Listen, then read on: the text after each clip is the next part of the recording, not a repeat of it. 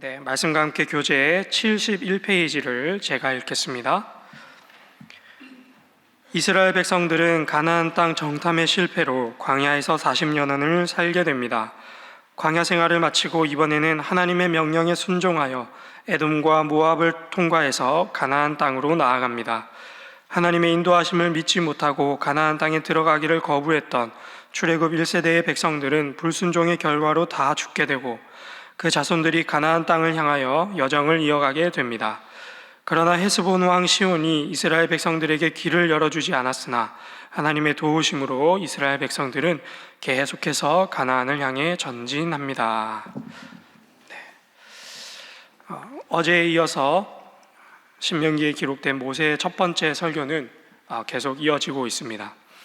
40년 전 이스라엘 백성들은 하나님께서 약속하신 가나안 땅을 목전에 두고서도 그 땅에 거주하고 있던 아낙 자손의 크고 강성함을 보고 기가 눌려서 절망하며 하나님을 원망한 탓에 그들은 40년이라는 광야 생활을 하게 되었습니다. 40년이라는 세월, 짧으면 짧다고 할 수 있고 길면 길다고 느껴지는 이 40년이라고 하는 세월의 여정이 우리가 어제부터 살펴보고 있는 모세의 첫 번째 설교에서는 그 세월에 비해서 비교적 짧게 기록되어 있습니다. 오늘 우리는 본문 말씀을 통해 본문 말씀에 기록되어 있는 그 말씀을 통해 그리고 이스라엘 백성들의 40년 전의 그 나약함 덕분에 본문에서 하나님의 신실하심을 발견하게 됩니다. 우리 함께 2장 4절과 5절의 말씀을 읽어보겠습니다. 2장 4절과 5절의 말씀 시작. 너는 또 백성에게 명령하여 이르기를 너희는 세일에 거주하는 너희 동족 에서의 자손이 사는 지역으로 지날진대 그들이 너희를 두려워하리니 너희는 스스로 깊이 삼가고 그들과 다투지 말라. 그들의 땅은 한 발자국도 너희에게 주지 아니하리니 이는 내가 세일산을 에서에게 기업으로 주었음이라. 아멘. 오늘 우리가 읽은 신명기 2장에서 본문에서 어떤 내용이 하나님의 신실하심을 드러내고 있을까? 사람마다 찾는 포인트가 다 다르겠지만 저는 5절에 우리가 방금 읽었던 5절 말씀의 마지막 부분에서 하나님의 신실하심을 발견합니다. 이는 내가 세일산을 에서에게 기업으로 주었음이라. 이는 내가 세일산을 에서에게 기업으로 주었음이라. 에서는 누구입니까? 에서는 지금 모압 평지에 모여있는 모든 이스라엘 백성들의 조상이자 아버지꼴 되는 야곱의 쌍둥이 형이자 이삭의 첫 번째 아들입니다. 이 에서는 야곱의 지략에 넘어가서 장자권을 팥죽 한 그릇에 팔아 넘겨버렸고 더 나아가서 야곱의 계략에 빠져서 장자가 받아야 할 축복을 야곱에게 빼앗겼습니다. 그리고 그는 창세기 36장을 마지막으로 역사 속에서 그 자취를 감춥니다. 만약에 에서가 야곱의 지략에 넘어가지 않았다면, 만약에 에서가 야곱의 계략에 빠지지 않았다면, 그랬다면 어쩌면 우리가 읽고 있는 창세기, 출애굽기, 레위기, 민수기, 그리고 오늘 우리가 읽는 신명기에는 이스라엘 민족이 아닌 에서의 민족의 이야기가 기록되었을지도 모를 법한 이야기입니다. 그래서 정리를 하자면 주인공이 되지 못한 사람의 이야기, 그게 에서의 이야기가 아닌가 하는 생각이 듭니다. 뒤이어 9절과 19절에서도 비슷한 이야기가 등장을 합니다. 믿음의 조상 아브라함에게는 그를 따르던 사촌동생이 하나 있었는데 그의 이름은 우리가 익히 잘 알고 있다시피 롯입니다. 롯은 소돔과 고모라를 향한 하나님의 심판 사건 이후에 술에 취한 나머지 자신에게 있던 두 딸, 친딸과 동침하게 되었습니다. 그래서 그 딸들이 아들을 낳게 되었는데 첫째 딸이 낳은 아들의 이름은 모압이고 둘째 딸이 낳은 아들의 이름은 베남미입니다. 이 모압과 베남미가 오늘 본문 9절과 19절에 기록되어 있는 모압 족속의 조상 그리고 암몬 족속의 조상이 되었습니다. 그래서 이 세 이야기를 저는 이렇게 표현하고 싶습니다. 주인공이 되지 못한 사람의 이야기, 부끄러운 과거를 갖고 있는 사람의 이야기, 선택받지 못한 것처럼 보이는 사람들의 이야기다라고 하겠습니다. 그런데 5절과 9절과 19절에서는 한결같이 그들을 보면서 같은 이야기를 합니다. 하나님이 세일산을 에서에게 기업으로 주셨다. 하나님이 아르를 모압 자손에게 주셨다. 하나님이 그 땅을 암몬 자손에게 주셨다. 이스라엘 백성들에게만 가나안 땅, 약속된 땅을 주신 것이 아니라 주인공이 아닌 에서의 자손에게도 약속된 땅을 허락하시고, 부끄럽고 죄스러운 이야기의 주인공인 성경에서 소외된 것처럼 보이는 모압과 암몬의 자손들에게도 그들에게 약속하신 땅을 그 기업으로 주신 것입니다. 이것이 오늘 우리가 본문을 통해 발견할 수 있는 하나님의 신실하심이다라고 하겠습니다. 그래서 오늘 우리 함께 기도할 첫 번째 기도 제목은 여전히 나에게도 신실하신 하나님을 믿음으로 고백하게 하소서입니다. 여전히 나에게도 신실하신 하나님을 믿음으로 고백하게 하소서. 여전히 나에게도 신실하신 하나님을 믿음으로 고백하게 하소서. 우리 하나님은 차별이 없으신 분이십니다. 그리고 누군가를 소외시키는 분도 아니십니다. 내가 부족한 사람이라고 할지라도, 내가 부끄러운 죄인이라 할지라도, 내가 하나님 앞에서나 사람 앞에서나 내세울 것이 하나 없는 사람이라 할지라도 하나님께서는 그런 나에게도 약속된 땅을 허락하시는 분이십니다. 이 믿음 가지고 옆에 있는 다른 사람들의 형편이나 상황을 듣고 낭망하거나 원망하지 않고 여전히 나를 나로서 붙들고 계시는 하나님의 신실하심을 발견하게 되시기를 주님의 이름으로 축복합니다. 하나님은 여전히 나에게도 신실하시다라는 믿음의 고백을 하는 성도라고 한다면 꼭 지켜야 할 것이 두 가지가 있습니다. 먼저 첫 번째로 19절의 말씀을 함께 읽겠습니다. 19절의 말씀 시작. 가까이 이르거든 그들을 괴롭히지 말고 그들과 다투지도 말라. 암몬 족속의 땅은 내가 내게 기업으로 주지 아니하리니 이는 내가 그것을 롯 자손에게 기업으로 주었음이라. 아멘. 우리가 우리 하나님을 신실하시다, 그 신실하신 하나님을 우리가 고백한다라고 한다면 꼭 지켜야 할 두 가지 중에 첫 번째, 그것은 바로 하나님께서 정하신 경계선을 넘지 않는 것입니다. 하나님께서는 이스라엘 백성들에게 약속된 땅을 허락하시면서 수많은 땅들을 지나가게 하십니다.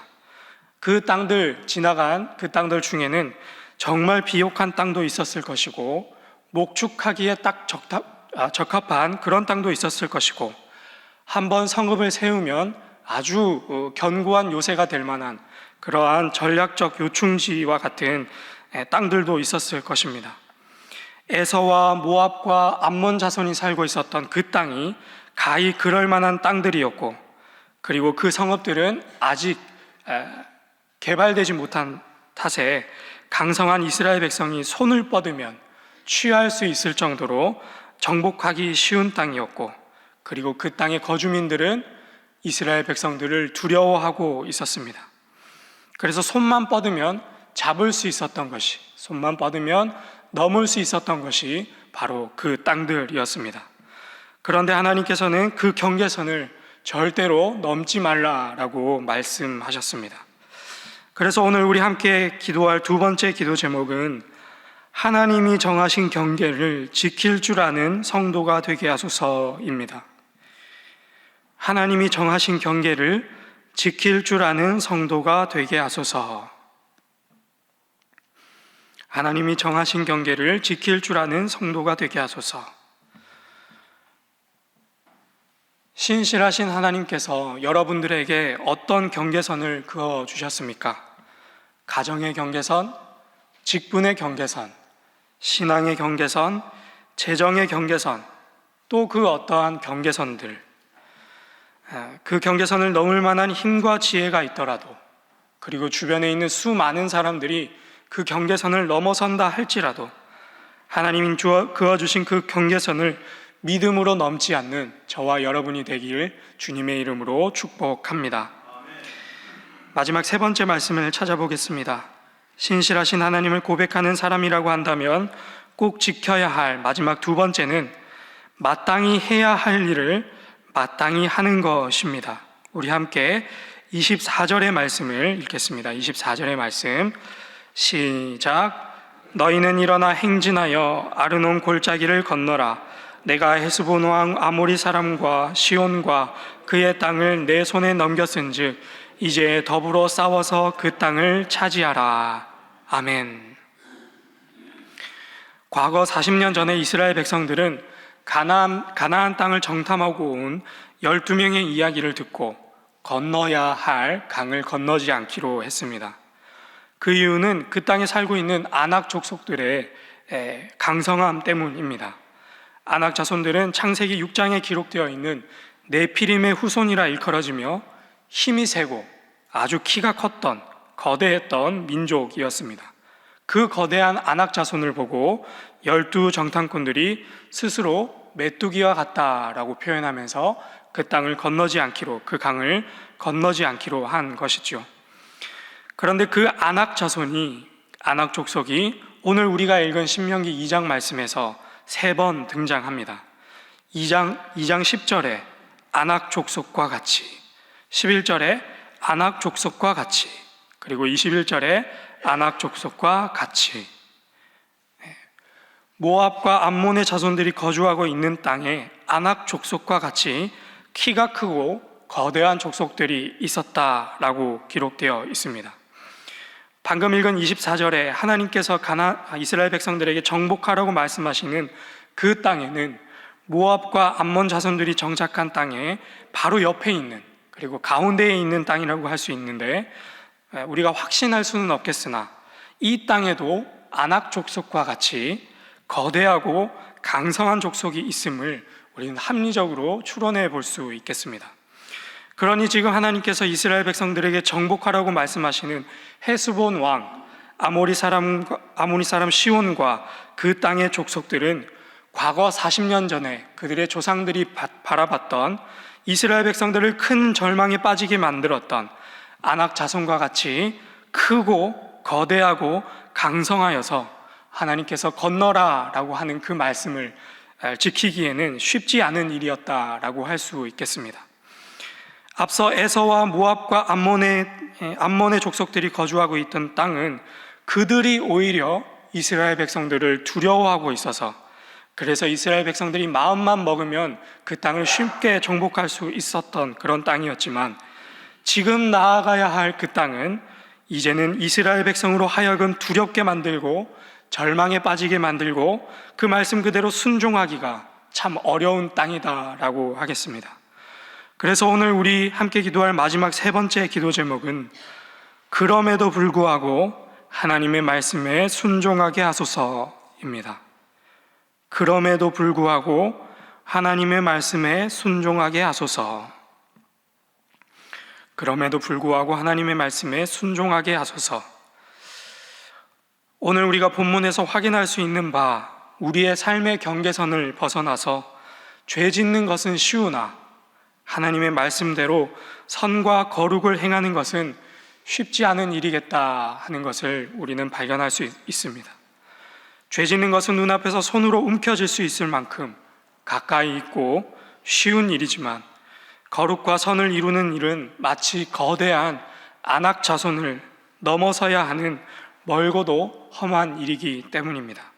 그러나 그 위태롭고 두려운 마음이 찾아오는 그 순간, 나의 힘과 지혜를 의지하는 것이 아니라 하나님의 말씀과 능력으로 여전히 신실하신 하나님을 신뢰함으로 우리의 발걸음을 거룩함과 순종함으로 한 걸음씩 걸어가는 우리 모두가 되기를 주님의 이름으로 축복합니다. 우리 이 시간 함께 기도하겠습니다. 첫 번째로는 여전히 신실하신 하나님을 신뢰하며 고백하게 하소서 기도하시고, 두 번째로는 하나님께서 나에게 정해주신 그 경계선을 넘지 않는 신앙인이 되게 하여 주옵소서 기도하시고, 세 번째로는 그럼에도 불구하고 하나님의 말씀에 순종하게 하소서 기도해 주시고, 내일 있을 은퇴 및 임직식과 또한 주일 예배와 또한 말씀을 준비하시는 위임 목사님을 위해 우리 한 마음으로 함께 기도하겠습니다. 주여 믿습니다. 주여 믿습니다. 주여 믿습니다.